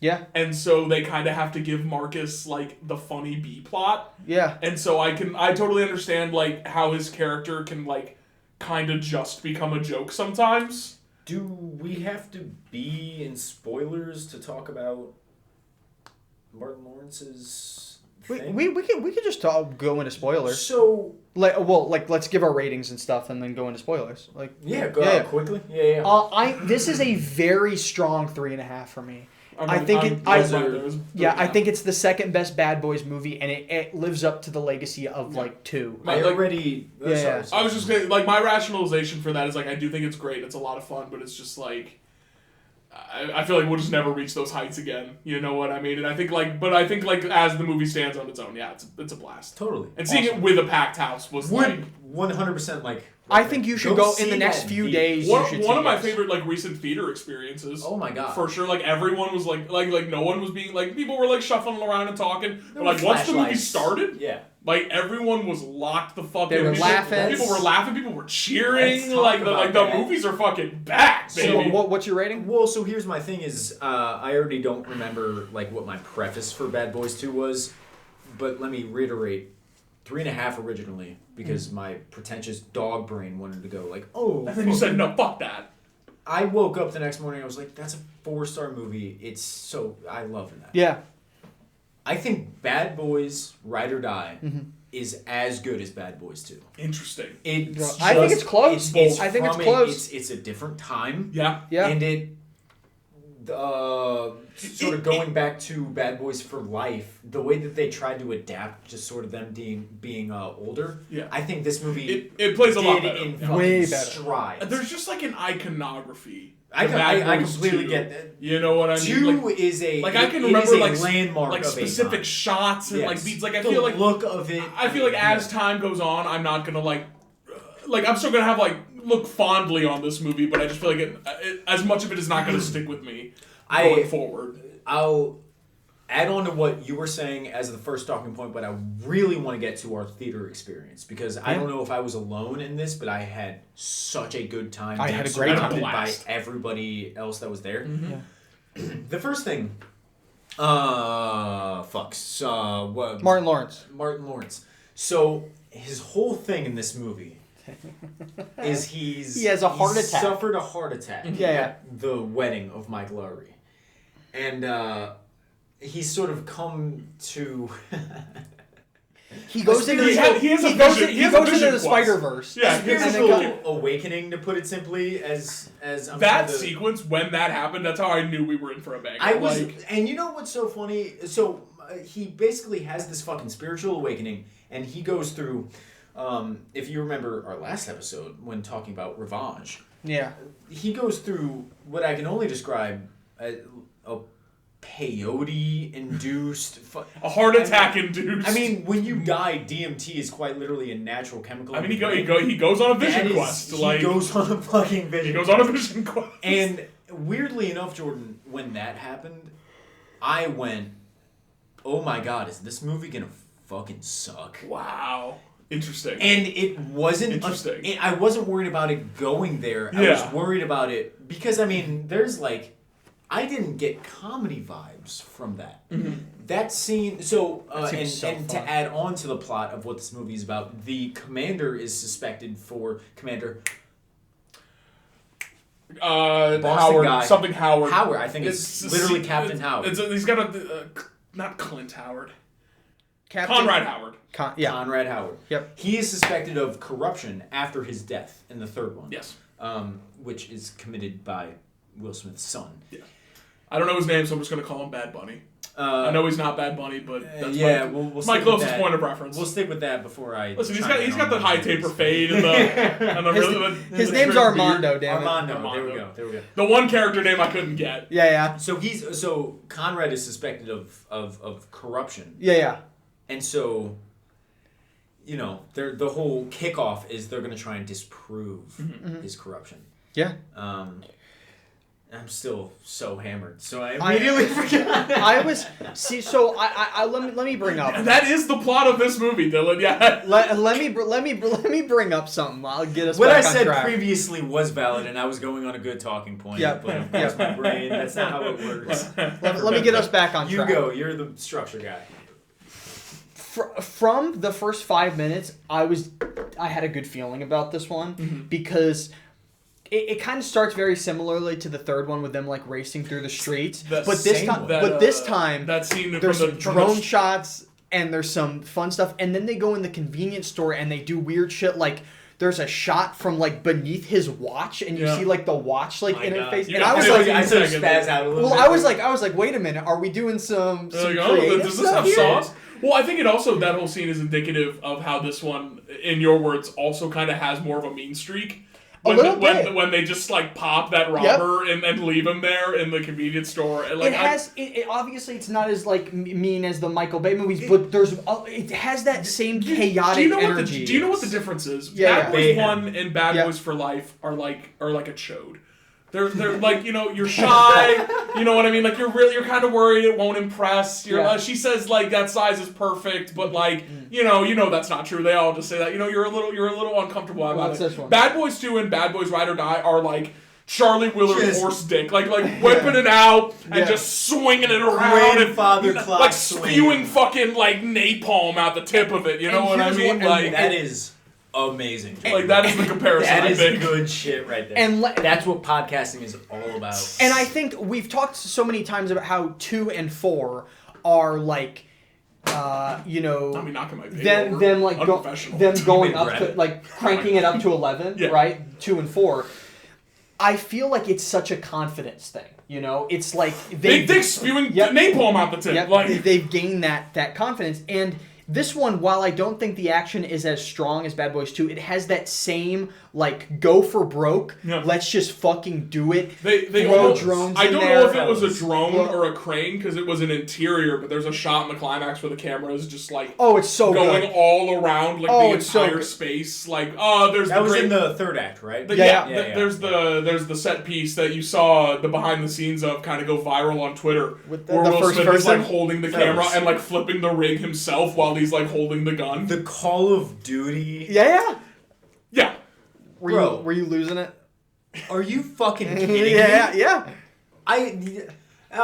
Guys, I'm too drunk. Take it away, but do it right, because that whole sequence is so fucking awesome. And it's like genuinely like inventive. It's so like bro, I've seen POV shots before. I mean, I don't have TikTok, but you see.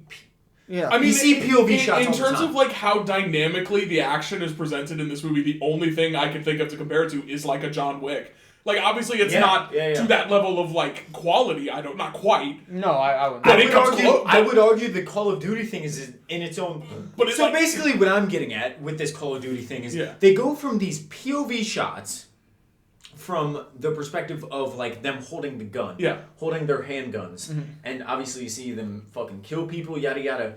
But then it does this like 180, but it almost switches from this like fixed on the handgun 180s and switches to this like handheld, sort of style. Did you see the behind the scenes of how they like did that? Kyle showed them to me. Yeah, it's cool shit.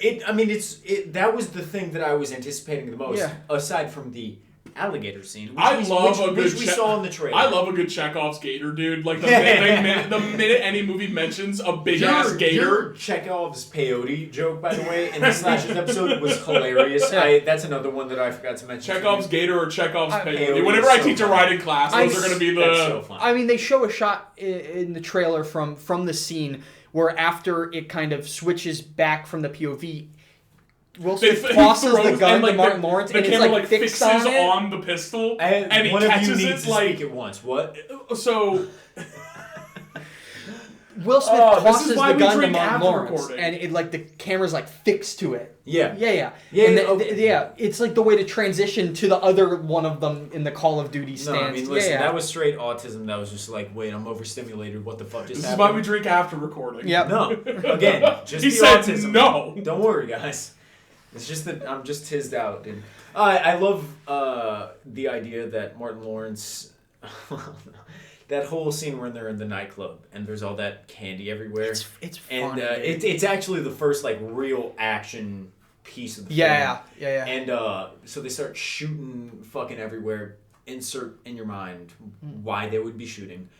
There's like bowls of candy everywhere and they start shooting them. And Martin Lawrence is like hiding behind one of them and like all the jelly beans start raining down in slow motion. Oh, you're forgetting the Barry White needle drop. Can't get enough of your love, babe. Like that song's playing while he's just like lustfully, and then like candy. the track like slows down like on the record when he eats what he doesn't like it's just like the literal black jelly bean. It literally is like a Looney Tunes thing where like the music, like everything is tuned to the bit. Yeah. You know what I mean? Like this is like it kind of moves the series more towards like a Fast and Furious direction, but Fast and Furious that doesn't take itself that seriously. This guy... Wait, hold up. Are you telling me Fast and Furious takes itself seriously? I think the characters in it are all taking it seriously. Okay, yeah. That's fair. Whereas in this movie, everyone, they're all like... I did have a point where this does... Well, not that, Mission but this does completely ape of the bit from F9. Because Tyrese Gibson has the exact same thing where he has a near-death experience, and then the whole movie he's like, I can't die. Yeah. Which we forgot to mention, like, Martin Lawrence... It's funnier in this movie. Martin Lawrence thinks he can't die, yeah. and it's fucking... It's so like he's come back from this heart attack, and he's like, it's not my time yet. Like I was getting onto it with the candy stuff, is like, I love that they go into, after him having the epiphany, I can't die, I'm invincible. You need to get your shit together to yes, you need to get on my level. My soul is more advanced than your soul doesn't have a dick. Is actually like a near quote of what he says. And that's what I'm saying. Like the moments like that where they're just like so good. Like no, but when they're in this nightclub, he gets like overloaded on sugar after spitting out a black. He drinks some like I don't know some and then just dual wields pistols, some rosy vodka or something. He drinks some fucking Kool-Aid. Yeah.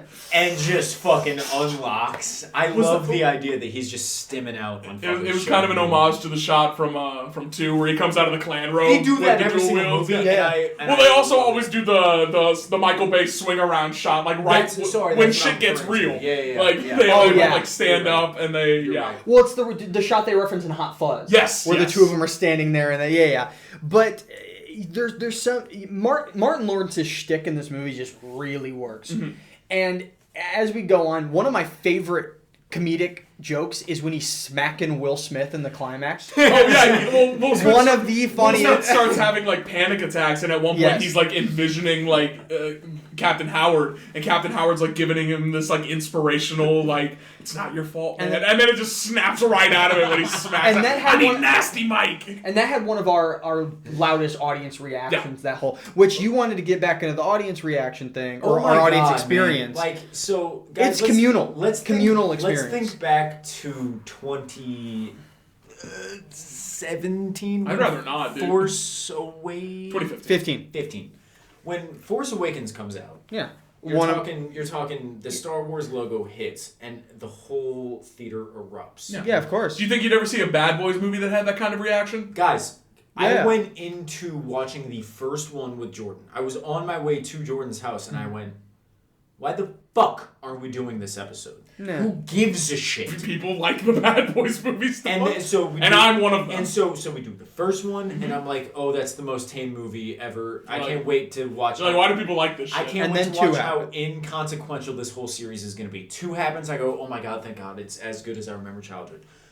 The third one happens, and I'm like, kind of back to the same. So what the fuck is this? 2 was a fluke. And so we go into this, and man, people are clapping People clapped Guys, multiple times. let's talk about Reggie. I was just about to say, if we're going to talk about an audience reaction, we got to talk about our boy Reggie. So yeah, if we want some background in the back, so in case you don't remember, who the fuck is Reggie? In the background, Reggie, who has been dating Marcus's daughter. Yeah. Kind of in the background this whole time. He became a Marine. He gets married to her in the third film. And so now he's like living at home with them. Eventually, a bunch of guys like come into Marcus's house to like attack his family. And then Reggie, who's just kind of this goofball, like kind of like awkward, like quiet dude. He had cornrows in the second one. Is given like a legit John Wick action scene where he takes out like 15 dudes in this house. Bro. When I tell and you he keeps the like going like out of the camera footage into like a different angle. When it's, I like, tell you crazy. the audience lost their fucking mind, like they were cheering and clapping. And like the people cheer for Reggie. I am not a clapper in a theater. I'm about watching the movie and like. And I see you doing your little fucking spaz outs into the theater, and I'm with you on that as well. Like that, I don't mean that derogatory. It's like with peace and love, bro. Like, with peace and love. Like bro. holy fuck, that is so awesome. Yeah. When it comes to clapping, that's like actively, especially if you're the only guy that's clapping. Like, that's stupid and dumb. Yeah, but there's a difference when like a moment like genuinely elicits that reaction whole from an theater audience. starts clapping, and I'm like. Yeah. Oh my god, we can't clap for that. Yeah. And God forbid I come off it as ends. corny. I won't be the only Literally, one the clapping. last scene in this movie is one of the funniest jokes with Reggie cooking. Yeah. Cooking the I'm chicken. gonna let this motherfucker cook his chicken. Genuinely, the funniest comedic scene of the year. And he has the same stance and expression on his face as he did when he walked up to the door. Yeah.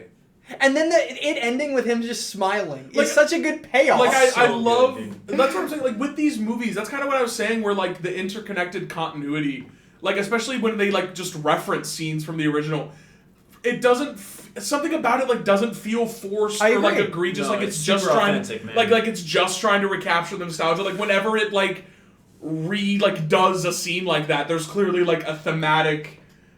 I don't know, like it feels earned. It goes back to the thing about slashers where it's like if you're gonna pay homage, it has to be from a place of love. Yeah. This whole series, and I will generously say it about the third one. Yeah. This whole series, and every single one of its sequels, comes from a place of love. Like liking buddy. I never got the sense that the people making these movies didn't want to be there. Director, actor, Agreed. whoever. Like it seems like everyone is having the time of their lives, regardless of whether the product comes out. Like, even better, they aren't looking down at Michael Bay's iteration of it, which I think these guys have the upper hand with. They have they have like completely embraced the Bayhem. There you go. Yep. And are putting their own spin. Like they're doing. Like they're not just aping. Like it's enough influence to where there's like. Like a visual stylistic continuity. Like it's not too stylistically separated from the originals, but they're putting enough of their own spin on it to where you're not just saying, oh, they're just ripping off Michael Bay. Sorry to cut you off, Kyle. My thing for the third one that I said in my Letterboxd review was like, well, at least they tried to do Bayhem. Fourth one, they do it, man. Yeah. Well, that's what I'd say the comparison point. In the end of the third one, you have a climax that looks very artificial with CG fire and a CG helicopter crash. In this one, you had that tangible destruction. Shit's getting blown up. An airplane crashes through the fucking window, and I think it's a real airplane or like a model. I don't think all of it's real, but like. Yeah, and also the whole car scene with the fire on the outside. It's actually on fire. It's not. Fire is flammable. And I think it's also like it's one of those things where it's like I can forgive like a little digitalizing some of the action set pieces because again. Your leads are like 50 years old. Yeah. They aren't going to be quite as like spry as like they. But I mean, hey, even in the third one, like Will Smith is like diving out of windows with dudes. Like he is like. I did want to make a point about the villain in the third one, Armando, who kind of becomes a reluctant ally in this one. He's good in this movie. At first, I really didn't like the twist in 3 that it's revealed it's his son. But the more I thought about it, the more I'm like, that's actually really interesting because in all the movies. Marcus is always warning Mike about how much of a dog he is, and that like sleeping around is only gonna like end up badly for him. You know what I mean? So the fact that like his ultimate like rival ultimately like turned reluctant ally is like his bastard offspring. You know, like literally born of his vices. I in my sort of in a psychosis mind that I'm in all the time. pictured myself creating a joke of like, I don't know, Jordan talking about some bullshit and me being like, dude, that's just your toxic masculinity. There is weirdly a theme of toxic masculinity all throughout sure this. there is. That character, being his son, busts through. And you know what? Going back to 2, I think that's also kind of why I go against like the mean phrasing, because I think like even with 2, there is kind of like an underlying sense of like Michael Bay is kind of like aware of how meatheaded this is and will take the opportunity to have characters kind of like pointed out, and he will also take the time to have like a genuine moment where like Mike and Marcus tell each other they love each other. Yeah. There's not a lot of that in 2. There's more than you'd think, like with a movie like that. Like you kind of have to dig a little deeper to like find it. Sure. But I think like there's a lot of it, and I think like again like I think that's what works best about these movies. They kind of like present and carry themselves as these like macho, like meathead, mindless action movies. But if if you really like take the time to like look at it, there is like something these movies have to say about like toxic masculinity and kind of like, I would especially with Martin Lawrence's character, like he is like I would fully say that these have something to say about toxic masculinity. They, in fact, in the quotes in the movie, they say it multiple times. I like these movies a lot. Because the characters, like, Mike and Marcus get called out for being, like, dumbass and, like, chauvinists a lot in these movies by these other characters. Part of Martin Lawrence's whole character is that he's constantly calling out Mike, being like, yeah, you gotta cut that shit out. And so I can understand how these movies might, like, turn off the uninitiated, who would think it's just, like, it's Michael Bay, like, it's asses, but it's, like, there's more to it than that here. Worked on me, dude. It sure did. The magic of Bad Boys, bro. I was piss drunk during the screening, but I liked this movie a lot. They wasted Ray Seahorn, and I can't forgive that. But Better Call Saul. You and all 6 Better Call Saul. She's my favorite. She's the blonde woman. She's like the mother of the. She's my favorite performance in Better Call Saul. You and all 6 Better Call Saul fans are real beat up about it. Oh, shut the fuck up. I was about to say Better Call Saul is a pretty popular show. Everyone was talking about that when that was the thing. But other than that, I mean, I don't have much more to say about this. I think that it is if this was the last Bad Boys movie, it would be a very satisfying final entry. Yeah. I don't know what they're doing with the franchise leading up to it, but it's an awesome movie. Yeah. I'm just a man with a sleeping mask turned inside out on his head, but I don't know, man. And you know what? You don't have to say anymore. Bad Boys. I'm gonna say more because Bad Boys 2 was a real childhood classic for me. My dad showed me that, and like, I don't know. We can make jokes about how I go for the fucking the juvenile humor and whatnot, but like that movie does really mean a lot to me, and it was so nice to have that sort of pan out, not suck, and be as good as I remember and as funny as I remember. And the bigger surprise is that this one doesn't suck. This one lives up to that. Yeah, and it fires on all cylinders. My big thing for it is that it's as good as a Bad Boys movie can be, which means it's not a 4.5. It's not a 5. Like there's no world where this movie is blowing you away. But if you, my God, if you are looking for a good time at the theaters, smoke a little weed, bring some friends, man. Yeah. Especially if you're younger than fucking 30. I will say, if you're looking for a Bad Boys movie to like start with, 2's the one. Watch 2. 2's the one. And then that will watch 3 if you you kind of need 3 to get to 4. Because 4, I mean, sure. 4 is the one that's the most like direct sequel to the one before it. That's a good point. So you need to know like about his son and the captain and all that kind of stuff. And it also introduces the whole new team. But I would say, like, gun to my head, like, if you were going to start with any of them, start with 2. Like, that is genuine classic. Which is ironic, because I like 1 more than I like 3, but, like, ignore 1. You kind of need 3 for, like, actual, like, lore. For plot, and, like, the plot stuff. Like... So, I did not expect to find two of these Bad Boys movies to be, like, really worthwhile, but I did. Surprise. Bad Boys Ride or Die is currently, like, the biggest surprise of the year for me. They follow follow the Star Trek formula, where every other movie is good. All the even number. The even numbers are fantastic.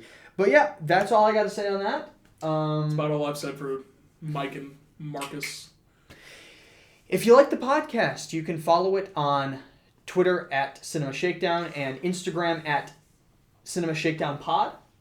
What are we doing next week? I was just gonna do that after we say everything. Cool, I don't think we usually. I'm so sorry. Hey, can you let the man cook, please? You're right. He's been doing this for a long goddamn time That's now. All right. That's my fault. That's where you can follow the podcast. You Do can I come follow up into me your house on... and tell you how to make coke? Like, Shut the fuck up! shut the fuck up! You can follow me on Twitter and Instagram now you fucked me up.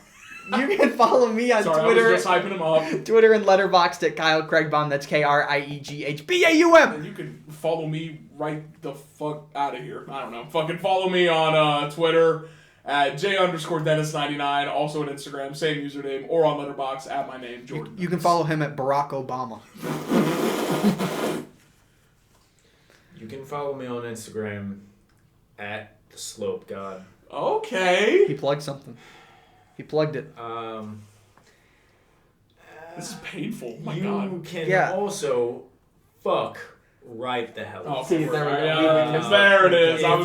If you don't want to put up with my insane story posts, And they are insane. then you can fuck right the hell off and leave me alone. I will say, before we get into next week, we got stuff coming this month that, in fact, you should follow me on Instagram for, because there's...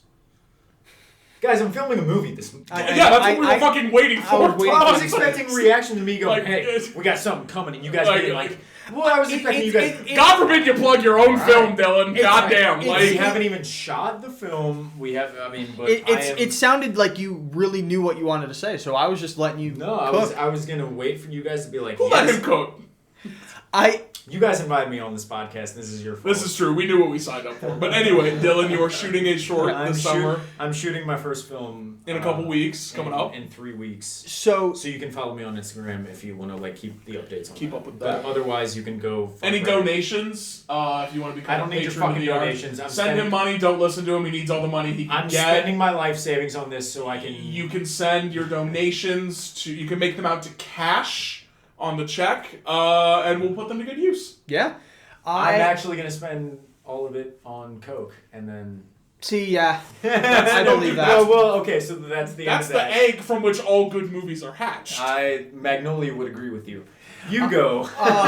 So after next week, we have an episode next week, and then we are going to take 2 weeks off so we can Stop film the talking movie about and movies and start- start making them, motherfuckers. You can actually find Jordan Dennis in the film playing Yeah. 2 roles. I won't say you'll play a gas station worker, but the other one is a much. You'll more catch me in important the credits because I'm And going to be doing stuff. He's going to help me not lose my mind on the set of. Yeah, that. guys, I don't know if you knew this, but we do actually do other things than podcasts. This is true. Like, So yes, we have an episode I next feel like week. most people assume we just kind of move from here to the theater and that's it. We have Jesus fucking Christ. We have an episode next week, and then we're taking 2 weeks off, and then we'll be back at the beginning of July. What are we doing next week? We are talking about Inside Out 2, newest Pixar film, is coming out. Ghosts. So we are going back and watching the original Inside Out. And Jordan had the brilliant idea to talk about a couple other movies that are in the protagonist's head. So we are talking about Being John Malkovich and Meet Dave. The full spectrum about movies about being inside people. Real. I'm gonna be inside you after this episode. God, you better cut that mic, Kyle. I need to get busy. Bye. Bye. Love you. Bye.